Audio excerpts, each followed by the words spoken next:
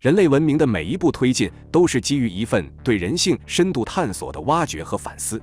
然而，在这道光影交错的长河中，残忍与黑暗同样占据着一席之地。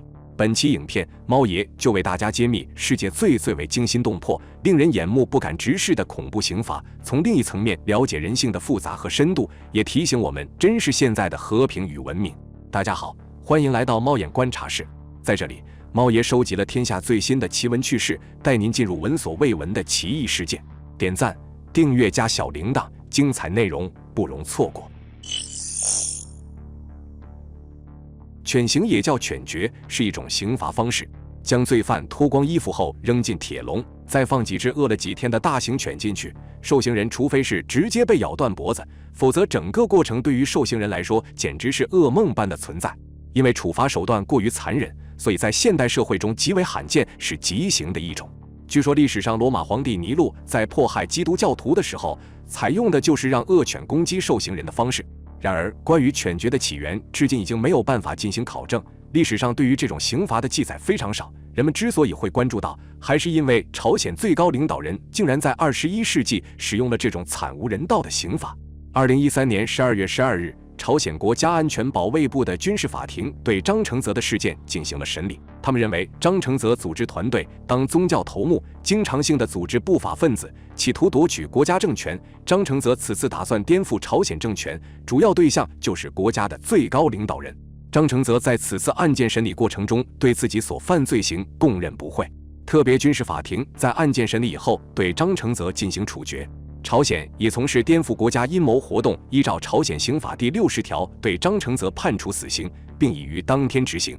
据传言说，被冠以从事颠覆国家阴谋罪的张承泽，最后的生命就是丧失在了狗嘴下。金正恩因为此事勃然大怒，对张承泽实施了朝鲜首例犬决。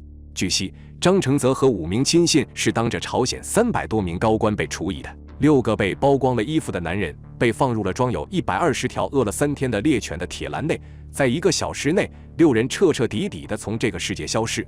不少韩国媒体认为，金正恩大义灭亲的一个重要原因是李学主与张承泽有染。对于这一报道，朝鲜媒体否认，李学主在肃清张承泽后也首次露面，丑闻一事不攻自破。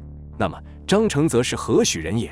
张承泽，男，1946年1月22日出生，咸镜北道青金市青岩区人，朝鲜原最高领导人金日成的女婿，金正日的妹夫，金正恩的姑父，曾任朝鲜劳动党中央、朝鲜国防委员会副委员长、劳动党中央委员、劳动党中央行政部部长兼中央组织指导部第1副部长等职。1989年4月被授予劳动英雄称号，1992年4月荣获金日成勋章，2002年4月被授予次帅军衔，2011年12月被授予大将军衔。2012年2月9日发布政令，朝鲜最高人民会议常任委员会向张承泽等132名抗日革命老战士、人民军军人、干部和劳动群众授予金正日勋章。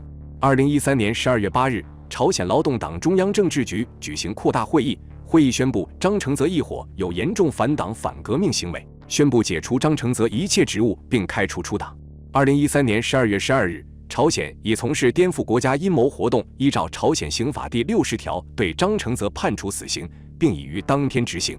张承泽遭速审速决，震惊国际。朝中社以惊人篇幅细数千古逆贼张承泽的3大罪状，包括一拉帮结派、挑战最高权威金正恩，平常集会时对金正恩起立鼓掌没诚意；2是操纵经济部门变卖国产敛财，使得人民生活困苦，借以煽动政变；3是花天酒地，生活腐败。据说仅2009年1年，张承泽就挥霍掉460万欧元。由于张承泽位高权重，在短短2星期内从权力核心变成死囚，震惊国际，也引来满天飞的揣测和谣言。其中包括和张承泽有染的朝鲜高官分别遭受了枪决、炮决、犬决，而毫无人道的犬决是影响最大的事件。但包括路透社、BBC、时代杂志等国际媒体质疑新闻来源的可靠性，并认为犬决只是一则网络笑话。韩国官方认为张承泽是遭枪决身亡。距离张承泽被处刑已经过去了10年，至于真相如何，只能说仁者见仁，智者见智。对于大众而言，神秘封闭的朝鲜，哪怕传出再离谱的消息，可能都不为过吧。接下来，猫爷将继续为大家盘点和动物有关的刑法。在人类文明还不够发达的时代，刑法总是残忍的。一位史学家曾说，一旦涉及杀戮，人类的想象力总是无穷的。那些各种奇葩的刑具、残酷的处刑方式，已经不只是人类之间的恩怨，连动物都被牵扯进来。利用动物行刑的历史，可能比人类的文明史还久远。当原始人类尚在用石块与棍棒与自然抗争时，用藤索捆绑起一个犯事的同类，去让动物糟蹋，对他们来说是最简单的致死手段。恶刑。公元前7世纪，亚苏巴尼巴尔，亚述帝国鼎盛时期的国王，就曾经把他的囚犯扔给巨犬。埃及人也做过同样的事情，只不过他们更喜欢用鳄鱼罢了。马达加斯加皇后拉纳瓦罗挪一世以残暴闻名，被称之为女尼禄。她特别钟情于爬行类的动物，直至1861年去世为止。拉纳瓦罗挪一世每年都要处死上万人，而其中大多数囚犯都是奉命在满是鳄鱼的河中游泳而亡。鼠刑。中世纪的欧洲还有另一种刑法，就是在犯人的肚脐眼上扣一个金属中盖，里面放上一只老鼠。可怕的地方在于，执法者会给金属中盖加热，老鼠因为担心被烤熟，就会拼命地钻，而唯一能钻的地方，自然就是肚脐眼了。浴刑。如果只看刑具，你会觉得这个很不错。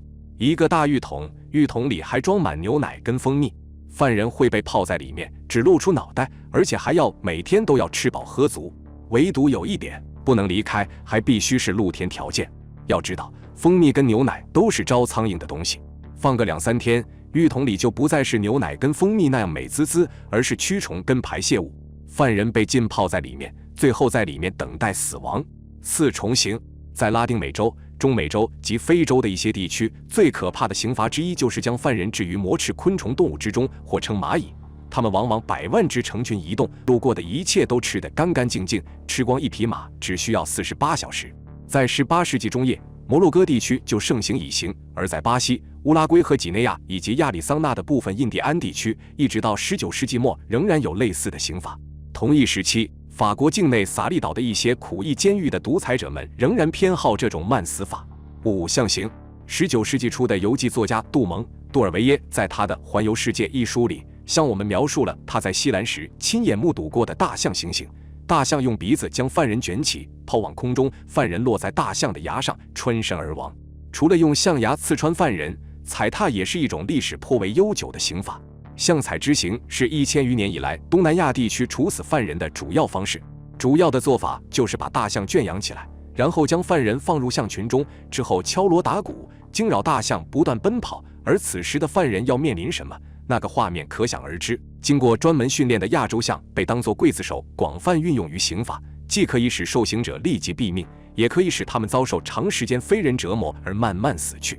在印度文化中，作为刽子手的大象还被王室所供养，代表着王室的绝对权威。虎刑。亚洲和中东的暴君常用狮子、豹子和老虎作为行刑的刽子手，这些动物，尤其是老虎，常被当成法官来养。犯人被带至法庭受审，手无寸铁或持有一件不起作用的武器，例如一把没有开刃的匕首，而法庭便是由6只猛兽组成。如果他有罪，这些正直但是饥肠辘辘的法官就会毫不留情地判他死刑，并吞了他。如果法官们不饿，或者这个嫌疑犯似乎不合他们胃口，他就会被认为或假定为无罪，往往可以重获自由。在印度，1812年的孟加拉邦，2个人被扔给了一只老虎，其中的一个很快便被咬死，但是另一个经过2小时的激烈搏斗，终于用那把没有开刃的匕首干掉了他的法官。他不仅被赦免一死，领主还向他致敬，并给了他许多礼物。一直到19世纪中叶，在印度和印度支那的某些地方，这一类的法庭决斗仍然存在，因为一直到那个时代，人们仍然认为老虎肩负着惩罚罪人的神圣使命。这些残忍的手段在现代社会基本销声匿迹，可能在不久的将来，甚至死刑都会被全面废除。文明的进步或许就体现在人道主义上吧，善待同类，尊重动物。好了，本期内容到这里就结束了。以上这些动物刑法，大家觉得哪个最恐怖？欢迎在下方留言互动。最后再求一波点赞和订阅。如果你喜欢我的影片，千万别忘了按下小铃铛，这样才不会错过接下来的精彩影片。我们下期节目不见不散。